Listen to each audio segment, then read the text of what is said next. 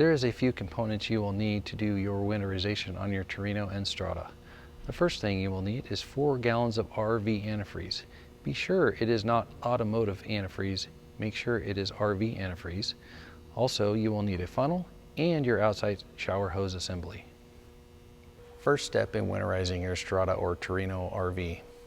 The first step is to locate your freshwater tank. The freshwater tank is located on the driver's side of the unit, underneath the skirting. On the bottom side of the water tank, there is a drain plug. Remove the drain plug, let the water drain out of the system. Once the water completes draining, reinsert the drain plug back into the bottom of the water tank. Step 2 in winterizing your RV. Locate your freshwater fill, remove the cap,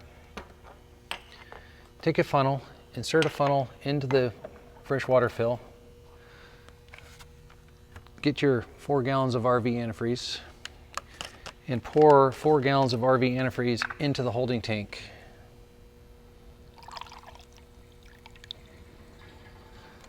Once you have all 4 gallons into the holding tank, proceed to the next step. The next step in winterizing your RV after installing the RV antifreeze into the freshwater holding tank is to initiate your water pump. Turn your water pump on and then go to your galley cabinet faucet. Turn the faucet on in the cold until you get a steady stream of RV antifreeze from it. And once that happens, go ahead and switch over to the hot water side until you get a steady stream of RV antifreeze through it. And then shut the valve off. The next step is to do your faucet in your shower and bathroom. Open the hot side until you get a steady stream of RV antifreeze. And then also do the cold side until you get a steady stream of RV antifreeze, and then shut the valve off. The next step is to do your toilet.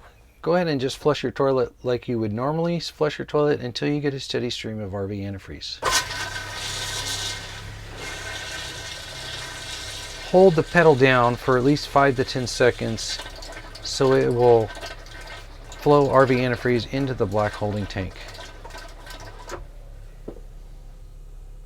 When pumping the RV antifreeze through the system, do not forget to do your outside hose assembly for your shower and your shower faucet. Insert the shower hose assembly into the faucet, open your cold and your hot water assembly valves.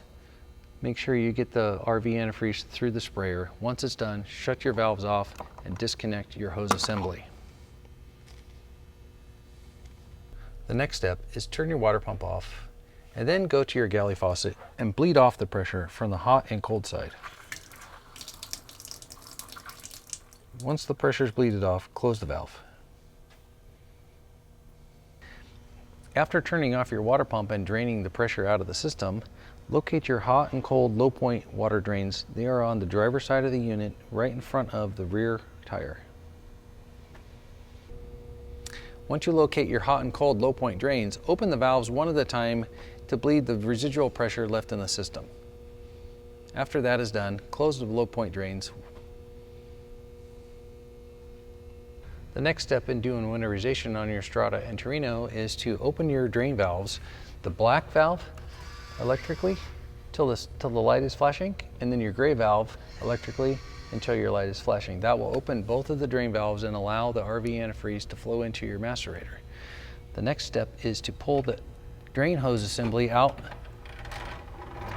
open the valve on the drain hose assembly, and then turn on your macerator pump for 5 to 10 seconds. This will pump RV antifreeze into the macerator pump and allow that to be winterized as well. After that, go ahead and retract your drain hose assembly after closing your valve. With the switch, retract it, and then close both valves. Hold the switches down until the motors stop and the lights go out. That'll indicate the valves are shut. After completing your winterization, it is always good practice to wipe out all the residue from your stainless steel sink.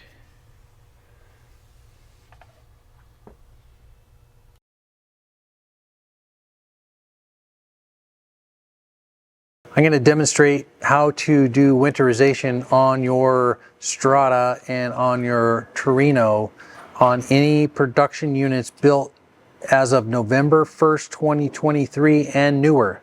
The process is going to be different to install your RV antifreeze into your system on these new units.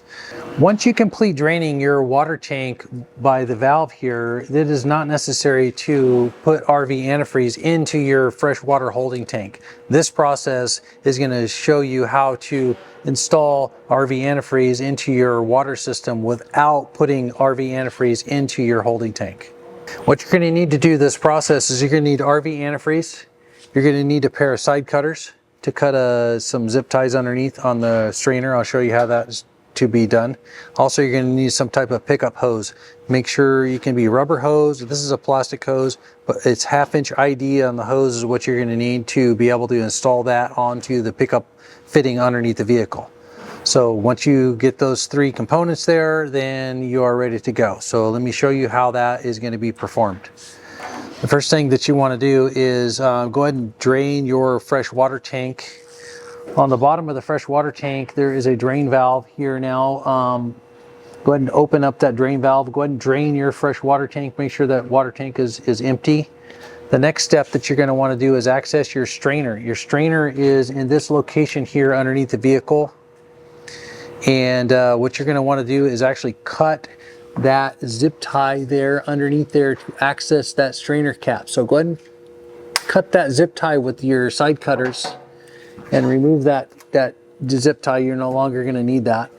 What you're going to do is you want to pull that insulation off of that strainer cap there to be able to remove the cap on that strainer. So access that strainer cap under there. You see the strainer cap here. What you're going to do is unthread that strainer cap counterclockwise. Go ahead and take that strainer cap off, and then there's a metal screen inside there. Go ahead and remove that also. So you're going to have some water coming out of there at that point. That's what you want. You want to drain the water out of there, okay? Once that is drained, you go ahead and leave that cap and that strainer, that metal screen off of there through the winter time. And when you get done through the winter time, you want to reuse your unit and put fresh water back in. Go ahead and insert that metal screen back in there and put that strainer cap back on there, and make sure that it is tight so it's not leaking, okay? And at that point, you can go ahead and install that insulation back around there, and go ahead and put that zip tie back in place with a new zip tie, and that will protect that strainer there. So what you want to do next is go ahead and get your hose. Hook your hose up to the bypass fitting that's right underneath this location. You'll see the fitting hanging down there. Go ahead and insert your hose onto that fitting, and that is going to be the pickup hose to install into your RV antifreeze container. Once you get your hose hooked up and your hose inserted into your RV antifreeze container, what you want to do is you want to take this valve, which is in the horizontal position here, and you want to turn this valve so it's in the vertical position. Once it's in the vertical position, it's going to draw the RV antifreeze through this hose up into the water pump system. That's how you are going to pump that RV antifreeze through your system into all your faucets. Okay, once you get your hose connected up to the bottom of the fitting and the hose into the RV antifreeze container, you can go ahead and turn on your water pump on the interior of the vehicle. Once you turn the water pump on, it's going to draw the antifreeze out of the container here, and you want to pump that RV antifreeze through all your faucets like depicted in the video prior to the video clip that we're doing now. So once you get that RV antifreeze pumped through all the faucets, go ahead and shut your pump off, and at that point what you can do is just go ahead and disconnect this hose from here and take the hose out of your RV antifreeze container. You may need 2 of these containers, so you got to pay attention to how much antifreeze you're actually using out of here. So once it starts getting low, go ahead and replace the container, and make sure that you've got good antifreeze flow through all of your faucets, okay?